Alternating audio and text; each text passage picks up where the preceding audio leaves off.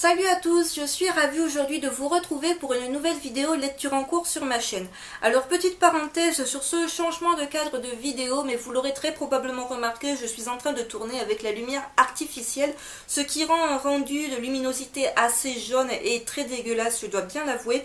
D'habitude je mets mon trépied sur le lit avec un équilibre très précaire, ça donne la vidéo que vous avez eue par exemple suggestion de lecture pour Halloween, et j'ai décidé aujourd'hui de placer le trépied entre le lit et l'armoire pour essayer d'avoir une luminosité un petit peu mieux, mais je sens que ça va être tout aussi dégueulasse et je m'en excuse par avance. Je n'achèterai pas de parapluie, voilà, je sens déjà les commentaires, tu sais, il y a des youtubeurs qui utilisent des parapluies pour la lumière, ça ne m'intéresse pas, et même si j'achetais des parapluies, vous ne vous rendez peut-être pas compte de la configuration de cette pièce, mais il n'y aurait strictement aucun endroit où placer ces foutus parapluies. Donc peut-être que dans les prochaines semaines, j'achèterai une petite lampe d'appoint qui me permettra d'avoir une lumière un petit peu meilleure, mais en attendant, il faudra se satisfaire de cela malheureusement.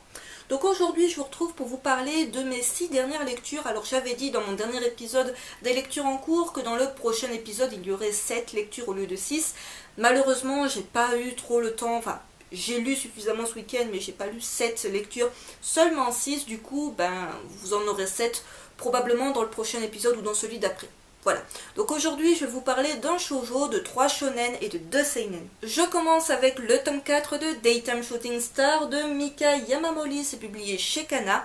Il s'agit d'un shoujo terminé en 13 tomes, le tome 5 est prévu pour le 8 janvier et le tome 6 pour le 4 mars. Ça ne sera pas une surprise, ce shoujo va se retrouver dans mon top shoujo 2015, assurément, il y a vraiment sa place. C'est vraiment une série que je vous recommande si vous êtes passé à côté jusque là.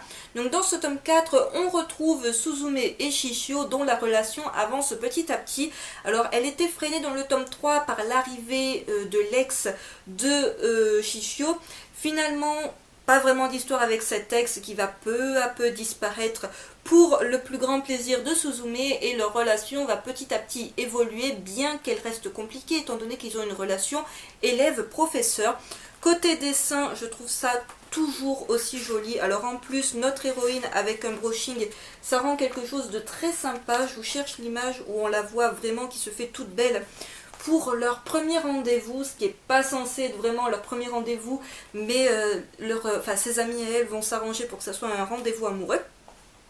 Donc voilà, un très bon tome, bourré d'humour et d'émotion, c'est vraiment un très très bon shoujo que je ne saurais trop vous recommander. J'attaque à présent la partie shonen de cette vidéo avec le tome 12 d'Alice in Borderland de Alohaso, c'est publié chez les éditions Delcourt. La série est toujours en cours au Japon avec déjà 16 tomes de parus, et au moment où je tourne cette vidéo, nous n'avons toujours pas de date de la sortie du tome 13 en France. Alors Alice in Borderland, si peut-être vous me rejoignez à peine sur ma chaîne, c'est un shonen survival game que j'adore tout particulièrement. Je l'avais mis dans mon top shonen 2013, c'était pas de l'année dernière, c'était de l'année d'avant, et c'est vraiment une série que j'adore, dont je ne décroche pas d'un tome. Alors le petit truc que je lui reproche par contre, c'est que un tome sur deux pratiquement, on a la moitié du tome où on va lire l'histoire avec la trame principale, et par la suite l'auteur va partir dans des chapitres bonus dont on se fout un petit peu. Alors je le dis rapidement parce que c'est comme des chapitres bonus qui sont toujours aussi passionnants à suivre, mais l'histoire principale n'avance pas tant que ça, et ça traîne, et on sait que le rythme de parution est lent, du coup c'est très frustrant. Mais dans ce tome 12, bonne surprise, aucun chapitre bonus. Donc au début du tome 12, on retrouve Alice avec l'une de ses plus chères amies, qui est vraiment sa coéquipière, sur laquelle il peut compter depuis déjà pas mal de tomes. Et Alice, suite à ce qui s'est passé à la fin du tome 11, donc des événements vraiment tragique, il a décidé de ne plus participer au jeu de Borderland, de se laisser vivre, d'essayer d'être heureux les derniers jours de son visa, et il sait que quand celui-ci arrivera à expiration, il mourra. Alice est pour l'instant heureux, il vit un petit peu de manière insouciante, mais il est toujours hanté par tous les morts qu'on a eu depuis les premiers tomes de la série. Petit à petit, tous les gens auxquels il s'est attaché sont morts. Alors, des fois, il a essayé de les sauver, il a essayé de faire toutes les stratégies possibles pour en venir au fait d'avoir un petit peu la paix. Voilà, il ne voulait vraiment pas, c'est quelqu'un de pacifique qui essaye de réfléchir et de sauver tout le monde. Malheureusement, à Borderland, même les plus sages, les plus stratégiques en viennent à mourir, et Alice ne supporte absolument plus ça. Donc ça va prendre une toute petite partie de ce tome, puisqu'après on va suivre un jeu qui va prendre vraiment la plus grosse partie de ce tome, plus des 2/3 de ce tome d'ailleurs, et à la fin de ce tome 12, le jeu qui est lancé n'est toujours pas fini. Donc c'est un jeu stratégique, il est de catégorie cœur, Et en fait on va suivre 20 personnages qu'on ne connaissait pas jusque-là et qui vont être plus ou moins enfermés, toujours enfermés dans une zone de manière de jeu. Et en fait, je ne vous dis pas le principe du jeu, mais ça va être de la manipulation. Essayer de se trouver un allié, mais en même temps de ne faire confiance finalement à personne. Et même les plus stratèges vont être pris à leur propre piège. Donc c'est vraiment un tome que j'ai adoré. C'est un survival game, encore une fois, dont on ne parle pas assez. Et pourtant, il est génial. Enfin voilà, il y a un peu de tout. Il y a beaucoup de suspense. C'est vraiment à la fin de chaque jeu. Voilà, là en fait, dans le jeu en cours, on est censé essayer de trouver quelle est la personne, puisqu'en fait à chaque fois il y en a un qui, comment dire, qui est un administrateur du jeu et qui est dans le jeu, et tant que cette personne est vivante, bah, le jeu ne s'arrête pas. Et en fait, cette personne, bah, à la fin de ce tome 12, on ne sait clairement pas du tout qui c'est. On peut avoir quelques petites idées, on peut faire des suggestions, mais toutes les personnes qui nous paraissent stratèges ou au contraire qui sont un petit peu à l'écart du jeu, on peut se dire tiens ça va être elle, et puis finalement cette personne finit par crever. Du coup on n'est pas plus avancé. Donc très très bon tome, encore une fois c'est bourré d'action, c'est des tomes qui passent trop vite, ça se lit vraiment en même pas 20 minutes, c'est bouclé et ça m'énerve quand je sais qu'il faudra attendre. Je suis sûre que le tome 13 on va l'avoir pour le mois de février ou quelque chose comme ça. Donc voilà, une très très bonne série, un survival game dont on ne parle vraiment pas assez sur la toile, et Dieu seul sait pourtant s'il mériterait qu'on en parle un peu plus. Avant-dernier shonen de cette vidéo, il s'agit du tome 12 de Prisonnier Riku de Shinobu Seguchi, c'est publié chez Akata. Donc la série est toujours en cours au Japon avec déjà 25 tomes de parus, le tome 13 est prévu pour le 14 janvier et le tome 14 pour le 10 mars. Alors Prisonnier Riku, je l'ai mis dans mon top shonen 2014, c'est vraiment une série qui le mérite amplement, vraiment un shonen à la Prison Break que je vous recommande. Voilà, c'est vraiment des très très bonnes séries que là, je vais vous présenter, c'est vraiment été, je dirais pas que des coups de cœur, mais vraiment de très bonnes lectures. Donc Prisonnier Riku, déjà ce qui change avec la couverture de ce tome 12, c'est que jusque là on avait des couvertures un petit peu sur fond blanc qui présentait toujours un personnage, et là on a une couverture sur fond noir. Donc on se comprend que ce tome va être super sombre et qu'on va se concentrer sur ce personnage là qui est, j'ai encore oublié son nom, Kidoin. Je m'excuse pour la prononciation par avance. Et c'est en gros le gars qui est responsable de la mort du papy de Riku et qui est responsable du fait que Riku se retrouve dans cette foutue prison. Ce type-là, autant vous dire, c'est l'homme à abattre, mais pas seulement pour Riku, pour également d'autres prisonniers. Alors dans ce tome 12, beaucoup de choses. Déjà, on va se concentrer sur les événements qu'il y a eu au moment de la chute de la météorite. Là, vous vous dites, what the fuck, quelle météorite?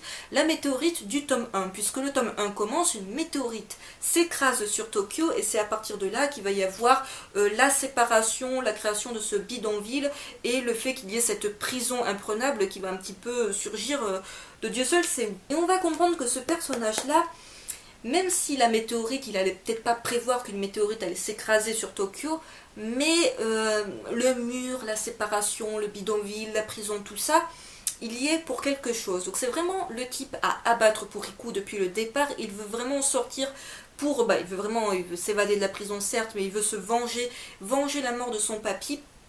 Et ce type-là, il a des choses à se reprocher. Et son papy savait que ce type-là avait des choses à se reprocher. Et c'est en fait, tout simplement, il a failli parler. Et qu'est-ce qu'il a fait? Pouf, voilà, il a été flingué avant de pouvoir parler. Le truc, c'est qu'il n'était pas le seul à avoir des informations compromettantes. Et qu'est-ce qu'il va faire Kidoin? C'est qu'il va traquer toutes les personnes qui seraient susceptibles de le faire tomber de son piédestal.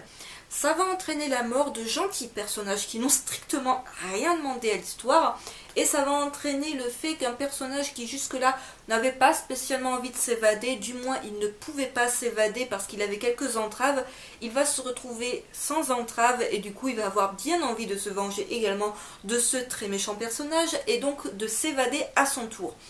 L'évasion de Riku est très compliquée, elle est compromise par une découverte, parce que voilà, cette prison, ils savent qu'elle va avoir un petit point faible, il faut juste creuser un petit peu, et le point faible, on va finir par le trouver. Malheureusement, plus il avance dans sa recherche, dans sa quête pour s'évader, il va se rendre compte que la prison, elle est décidément faite pour parer à toute évasion. Mais heureusement, il va se trouver un nouvel allié qui est là et qui compte bien l'aider. Est-ce que cet allié va pouvoir se joindre à lui ou pas? Ça, je vous laisse le découvrir. Vraiment une très bonne série, un excellent tome, bourré d'émotions quand il y a la mort des personnages. Mais pas seulement.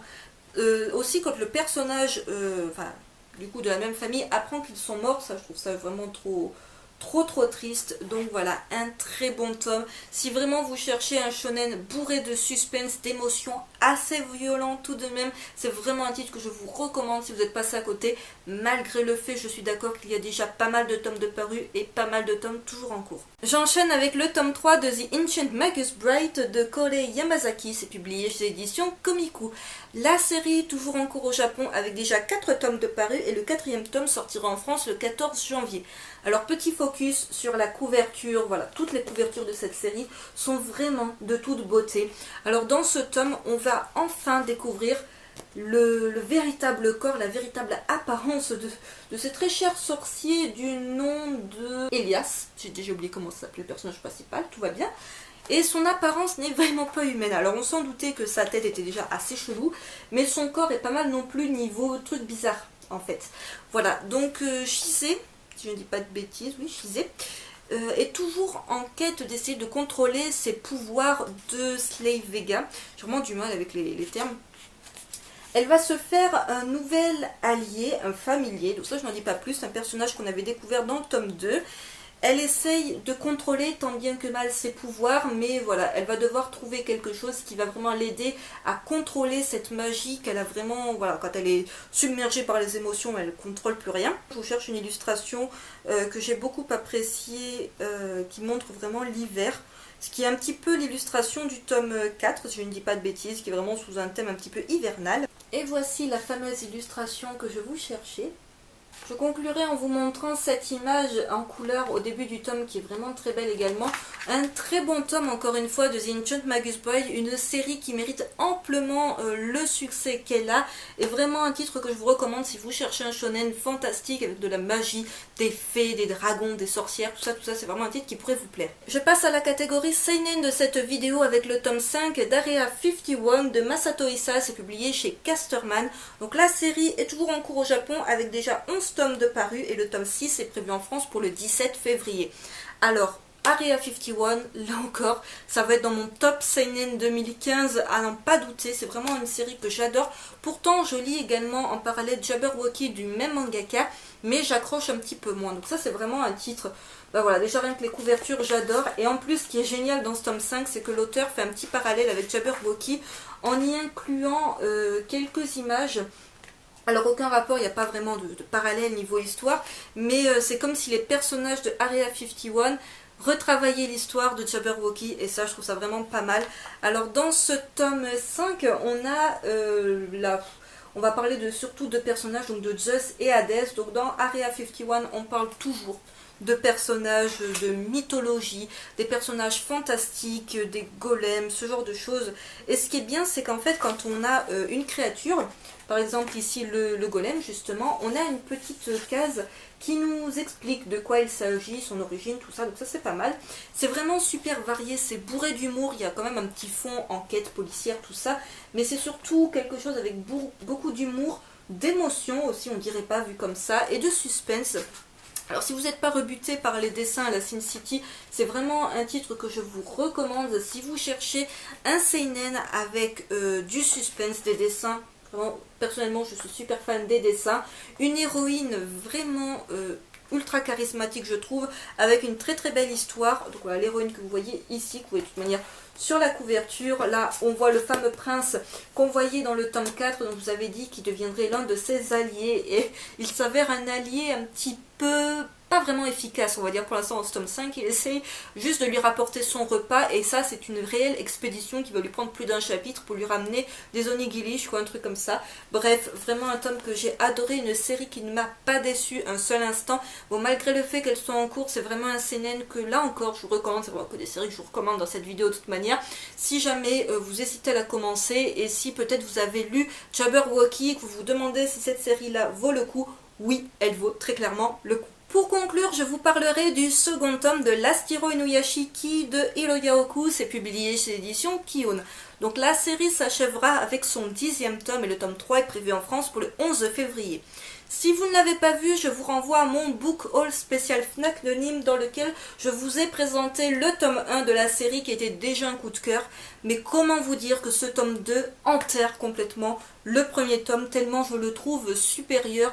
Toujours bourré de suspense et de révélations, mais tellement génialissime, bien que assez perché. Donc pour rappel, il s'agit du mangaka qui a fait Gantz, donc voilà, ça peut expliquer le côté un peu bizarre d'ailleurs de l'histoire.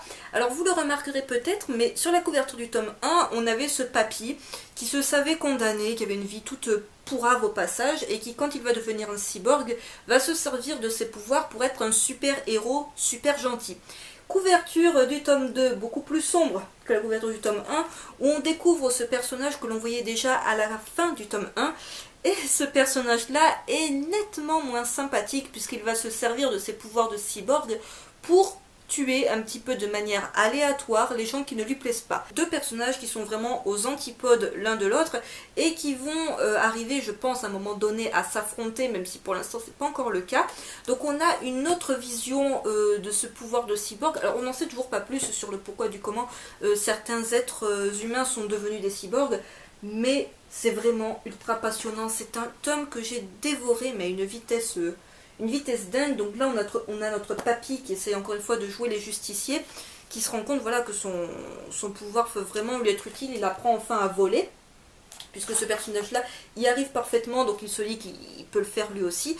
C'est une histoire qui est tout de même assez sanglante, donc je vous montre très rapidement, mais voilà, c'est tout de même assez violent, donc c'est peut-être pas un titre que je mettrais entre toutes les mains, mais c'est un excellent seinen.